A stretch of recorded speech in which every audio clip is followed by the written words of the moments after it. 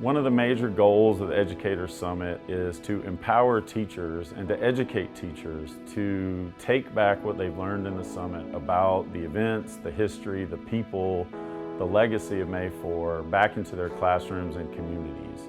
Our goal has been to help them make connections to social issues that students think about, deal with, wrestle with in their everyday lives. It's so much more relevant today than it ever has been, and just your voice being heard and the fact that you are 18, 19 years old or 16 years old doesn't make a difference. You have the ability to perpetuate change, and that's what I want to instill in my students.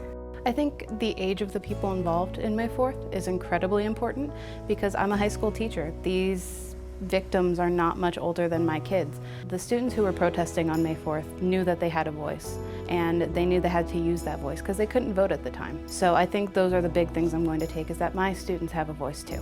I think one of the most exciting parts of the Educator Summit was that we were honored to have Dr. Chick Camphora, who was a student witness to the shootings, her brother Alan Camphora, who was one of the 9 wounded, Dr. Tom Grace, who was also wounded, and Dr. Laura Davis, who was a student witness to the shootings. All participate in the summit to work with local educators to not only learn about the history of May 4, but to help make connections to what the educational legacy of May 4 could be. I feel like I've seen a personal side to the tragedy. I feel like I can put names to faces. I've heard the sound recordings. I've seen the photographs of the students. I've walked the places where they walked. I think it's important to make it very personal for my students. These aren't statistics. This isn't something you can distill into a simple analysis. This is something that's a big picture, and I want kids to know that just like them, these are human beings, and they're part of a big trend of protest in society that needs to be discussed. I find the Teaching Summit so amazing and so affirming, and why it's so important for this Teaching Summit to take place is I see this as a whole new door opening, a new way of reaching hundreds and thousands of people so that people learn about the facts of what actually happened.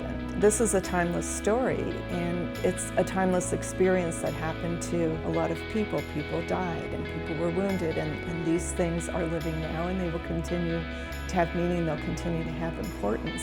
I know that the learning and the knowledge is just going to spread, and that can only be a righteous thing and a productive thing and a wonderful thing.